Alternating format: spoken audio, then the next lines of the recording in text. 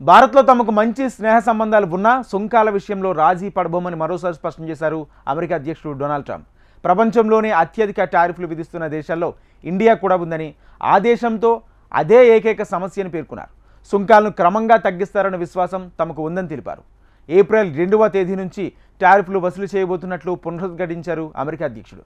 కొత్త సుంకాలు అమల్లోకి వస్తే భారత్ను అన్ని రకాలుగా నష్టం తప్పదని ఆందోళన వ్యక్తమవుతుంది.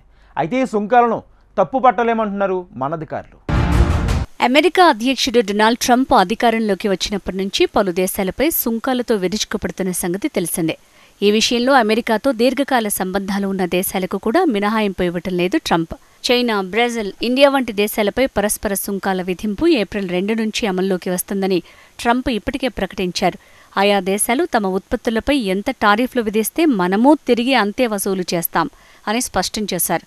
గతంలో ఓ సందర్భంలో ట్రంప్ మాట్లాడుతూ భారత్ పన్నులు తగ్గించేందుకు అంగీకరించిందని, అదంతా తన ఘనతే అని చెప్పుకొచ్చిన విషయం తెలిసిందే. కాగా సుంకాల విషయంలో తాజాగా మరోసారి స్పందించారు. అధ్యక్షుడు ట్రంప్ ఓ వార్తా సంస్థకు ఇచ్చిన ఇంటర్వ్యూలో అమెరికా, ఇండియా సంబంధాలపై చర్చించారు. అమెరికా ఉత్పత్తులపై ఇండియాలో సుంకాలను క్రమంగా తగ్గిస్తారన్న విశ్వాసం తనకు ఉందని వ్యాఖ్యానించారు. నాకు భారత్తో మంచి సంబంధం ఉంది, కానీ ఏకైక సమస్య ఏంటంటే ప్రపంచంలోనే అత్యధిక సుంకాలు విధించే దేశాల్లో భారత్ ఒకటి. ఆ దేశంతో అదే ఏకైక సమస్య అని పేర్కొన్నారు.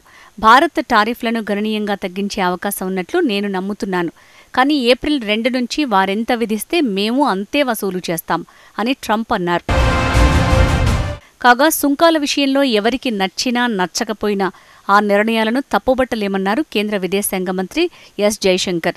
ఇతర దేశాలపై టారిఫ్లు, ఆంక్షల విధింపుపై ఆయన కీలక వ్యాఖ్యలు చేశారు. శక్తివంతమైన దేశంగా మారే క్రమంలో వాణిజ్య సంబంధాలు కీలక పాత్ర పోషిస్తున్నాయని అభిప్రాయపడ్డారు. మీరు నమ్మినా నమ్మకపోయినా సుంకాలు, ఆంక్షలు అనేవి వాస్తవ అంశాలు. దేశాలు వాటిని అమలు చేస్తున్నాయి. నిజానికి గత దశాబ్దాన్ని మీరు గమనించినట్లయితే సామర్థ్యం ఏదైనా గొప్ప ఆయుధీకరణను చూశాం. ఆర్థిక ప్రవాహం, ఇంధన సరఫరా, సాంకేతికత బదిలీ పెరగటం చూశాం. ఇదే ప్రపంచంలో జరుగుతున్న వాస్తవం.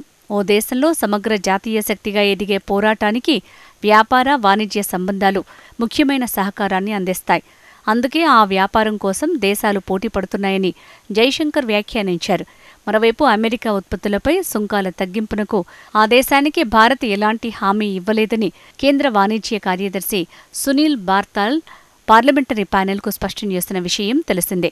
టారిఫ్లను తగ్గించడానికి భారత్ అంగీకరించింది అంటూ ఇటీవల అమెరికా అధ్యక్షుడు ట్రంప్ చేసిన ప్రకటనపై ఆయన పార్లమెంటరీ కమిటీకి వివరణ ఇచ్చారు.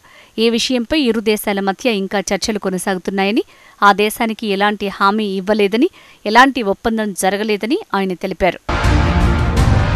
అమెరికా అధ్యక్షుడు డొనాల్డ్ ట్రంప్ విధిస్తున్న సుంకాలతో కెనడా, ఐరోపా, చైనా వంటి దేశాలకు ఆర్థిక నష్టం భారీగా వాటిల్లకపోయినా భారత్ లాంటి అభివృద్ధి చెందుతున్న దేశాలు నష్టపోయే పరిస్థితి ఉంది. తమ దేశం నుంచి భారత్కు వచ్చే దిగుమతులపై సుంకాలను బాగా తగ్గించాలని, విడివిడిగా సరుకులపై కాకుండా ఎగుమతులు, దిగుమతులపై మొత్తంగా ఒకే రకం సుంకాలు ఉండేలా చూడాలని అమెరికా ఒత్తిడి తెస్తోంది.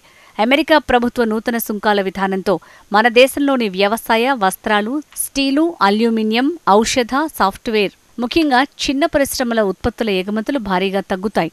మరోవైపు అమెరికాలోని పెద్ద పరిశ్రమలు, బహుళజాతి సంస్థల ప్రవేశంతో వ్యవసాయం, పాల ఉత్పత్తులు, కోళ్లు, చిన్న పరిశ్రమలు దెబ్బతింటాయి. మన దేశంలో ఉత్పత్తి ఖర్చుల కన్నా తక్కువకే అమెరికా ధాన్యం, పప్పు దినుసులు, యాపిల్, కారు టైర్లను డంప్ చేయటం వల్ల జీవనాధార వృత్తులు దెబ్బతినే ప్రమాదం ఉంది. అమెరికా ప్రతిపాదించిన గ్రాండ్ గ్రేట్ ఒప్పందంలో భాగంగా బహుళజాతి కంపెనీలకు మన దేశ మార్కెట్లోకి ప్రవేశం దక్కితే మన రైతులు తీవ్రంగా నష్టపోతారు. బహుళజాతి అమెరికన్ కంపెనీలను అనుమతిస్తే ప్రస్తుతం కొనసాగుతున్న ఆహార ధాన్యాల సమృద్ధిని నాశనం చేసుకున్నట్లే. మద్దతు ధరల కంటే తక్కువగా అమెరికా గోధుమలు, ధాన్యాన్ని దేశంలో ప్రవేశపెడితే ఆహార భద్రత, రైతుల మనుగడకే ప్రమాదం వాటిల్లుతుంది. మన కార్ల పరిశ్రమ ప్రపంచంలోనే 3వ స్థానాన్ని కలిగి ఉంది. ఎలాన్ మస్క్కు చెందిన టెస్లా ఎలక్ట్రిక్ కార్లపై సుంకాలను 110% నుంచి 15% తగ్గించటం వల్ల ఈ కార్లు, చైనా కార్లు దేశీయ మార్కెట్లోకి ప్రవేశిస్తాయి. దాంతో పరిశ్రమల మూతపడే ప్రమాదం ఉంది. ఫలితంగా మన దగ్గర నిరుద్యోగం మరింతగా పెరుగుతుంది. జెనరిక్ ఔషధాలు, వ్యాక్సిన్ల ఉత్పత్తిలో మన దేశం ప్రపంచంలో ప్రముఖ స్థానం సంపాదించుకుంది. వీటి ధరలు కొంతమేర ప్రజలకు అందుబాటులో ఉన్నాయి. ఇకపై అమెరికాకు చెందిన ప్రముఖ ఔషధ బహుళజాతి కంపెనీలు భారత్లో ప్రవేశిస్తే దేశీయ ఔషధ రంగం పరిస్థితి, ధరల గురించి విడిగా చెప్పాల్సిన అవసరం ఉండదు.